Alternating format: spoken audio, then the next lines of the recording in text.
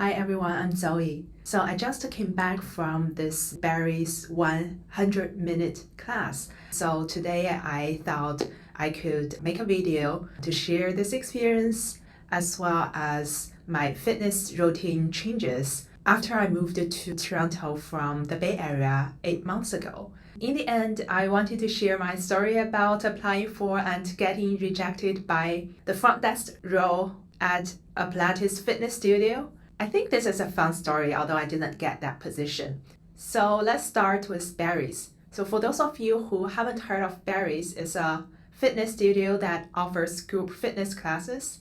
Their classes are usually split into two parts, basically half of the time running and half of the time lifting weights. So usually those classes are 50 minutes, but this weekend they were offering the special 100-minute classes. I just came back from that class. I thought it was really fun. The class was really energetic, and in the middle of class, they had a small drinking game. I feel this is the best way for me to spend the weekend, so I'm very happy.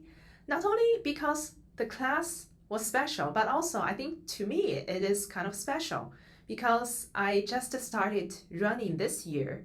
Because of my previous back injury, I hadn't run for such a long time, and I couldn't imagine me running for a long time. And today I ran for 50 minutes. Wow, I'm just so excited about it. And I think in this video, I wanted to share my current fitness routine and my fitness routine changes. So I am a person who loves group exercises because I simply cannot work out by myself. So before I moved to Toronto, my favorite group exercises are yoga, Pilates, bar. When I was in the Bay Area, I basically went to those group classes every day. So after I moved to Toronto 8 months ago, I wanted to continue my fitness routine. I am living in Toronto downtown. There are a lot of studios like Pilates, bar, yoga studios. So when I moved here, I tried out a lot of studios here.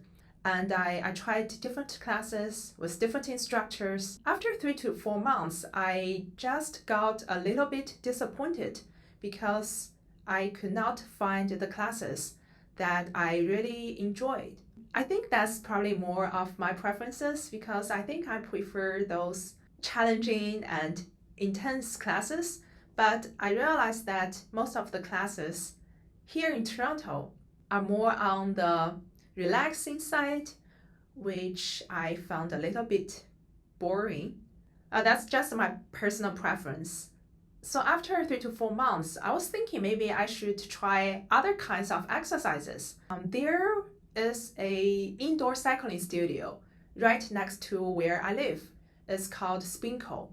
So I decided to give it a try. I think my first few classes were definitely very intimidating because for those classes, most of the time you ride out of the saddle and it's rhythm riding, which also means that you ride with the beat of the music. When I took my first few classes, I just realized that I could not ride that fast and I could not catch up with the beats. And there were also some upper body movements when you ride. Because the music in the studio is very loud, I basically also could not understand the instructions of those movements. Basically, it was very confusing and I think I was on the edge of giving up. Then in my 4th or 5th classes, I met a really good instructor. His name is Marco. So if you ever come to Toronto downtown area, please check out Marco's class. I mean, his class is fantastic. I took his class that day and immediately I fell in love with riding. That was when I decided to purchase the studio's membership. Since then, I took almost every single of Marco's classes. And I think he is also a very kind instructor. After my first class, I was rushing out because I really needed to take a very important call. And on my way out, I saw Marco. He didn't know me at all, but he was really warm and said something like amazing job with true enthusiasm. I could genuinely feel it. And I think that's also the reason why he's so good, because he teaches with heart, which is something that you don't see in a lot of fitness instructors. And I do feel that sometimes people can just leave an impression on you on those very small acts of kindness. So going back to the spin class, even though spinning is really fun, I feel it puts a lot of pressure on your body, especially most of the time you ride out of the saddle. I remember when I started to ride, I didn't get the right technique, so I used my calf muscles a lot. And then I improved my techniques and started using more of my core strengths, glutes, and thighs. That was also when I realized I should train my lower body, not only to protect my knee, but also because I was a little bit obsessed with it and I wanted to improve my sprint ability. And I realized that improving my sprint ability relies more on the strengths instead of purely cardio. Yeah, I think now my sprint is definitely getting better and it's very fun to see my improvement over time. And I think this is a very fun activity. Definitely, I would recommend it. And now let's talk about berries. I remember I went to my first berries class at the first day of this year, 2026. You know, when I was in the Bay Area, there are a couple of berry studios, but I never tried it out because the two main exercises in berries classes, running and weightlifting, those are the exact exercises that I was avoiding the entire time. Before this year, I probably didn't run for 10 years. So back in 2023, I trained with a bad fitness trainer and I injured my back. I was suffering from my back pain for the whole year. At the end of 2023, during the Christmas break, I went to Disney World in Orlando and I definitely enjoyed it. I went to each of the theme parks. I had a lot of fun, but in the meantime, I was suffering from my back pain because I was walking all the day in the parks. After I went back to the Bay Area, I went to see my physical therapist again. She recommended me to do more yoga, pilates, and I really thought that I would never run again because if I could feel pain when I walk long distance, then I don't think like running would be an option for me. But I think after I moved to Toronto, a lot of things has changed. My back pain was completely gone. And going to Sprinkle, that positive experience really motivated me to try something new. So I went to Barry's, I decided to give it a try.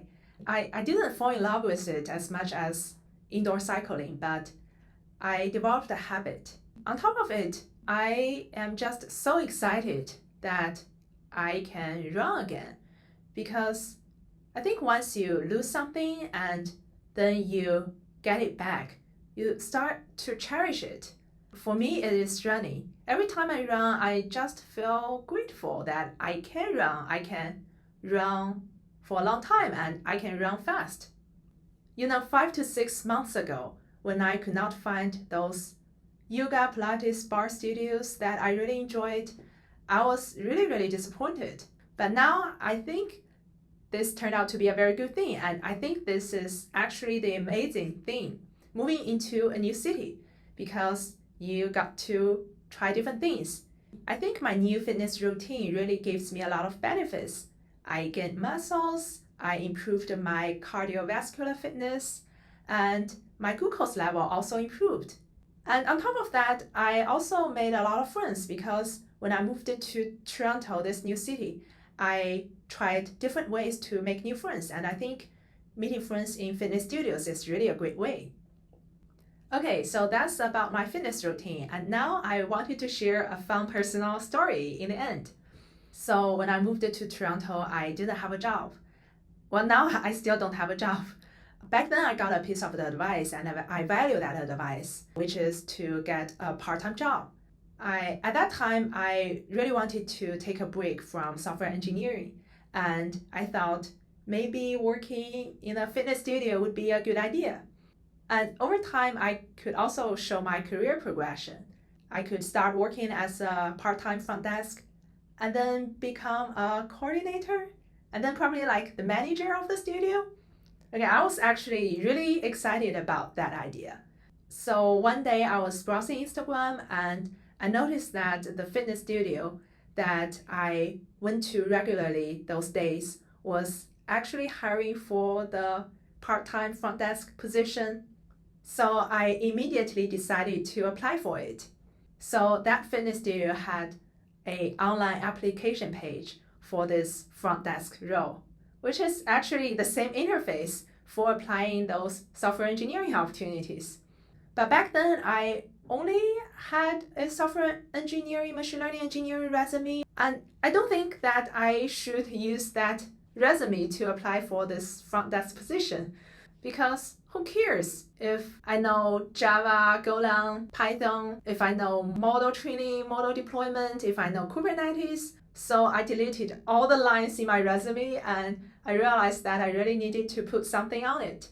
And then I realized that, okay, in my previous job, I actually handled a lot of on-call duties, which is definitely not the best part in my previous job, but now I can write it in my resume that I handled a lot of on-call duties, which translates to I can handle the urgent customer-facing issues. Oh my God, this is so good. And I also put on my resume that I could learn new software fast because I could write them. So I got my resume ready, and at that time I was really serious about it. So I even wrote a one-page cover letter and signed my name on it. So after I submitted my resume for 1 week, I didn't hear back from them.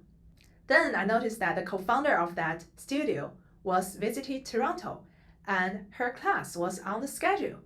So I immediately signed up for her class and I even prepared for an elevator pitch.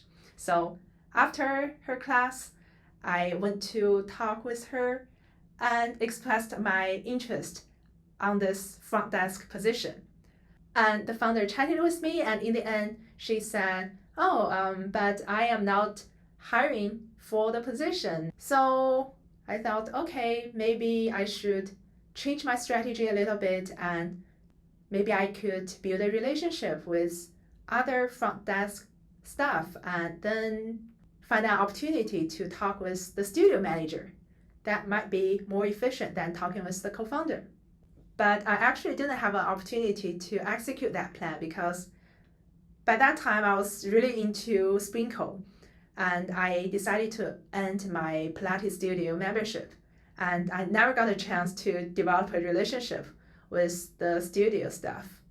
But I think it's a very fun experience. And if you heard thus far, you may have this question: why don't you try to apply different positions? Maybe don't put the eggs in one basket. Yeah, actually I did apply for other positions. Even before I applied for the front desk role at this Pilates studio, I actually submitted my resume to Lululemon for their retail educator role across all 3 Lululemon stores in Toronto downtown area. And yeah, I got the rejection from all of them. But I really appreciate Lululemon because they actually sent rejection letters. So I actually received the rejection letters from all 3 stores. As a big Lululemon fan, I think maybe this is not a bad thing because I've collected different colors of my hoodie, like here. And now I also collected the rejection letters from different stores. Maybe this is just something to add to my Lululemon collection. Okay, so that's the end of this video. See you in the next one.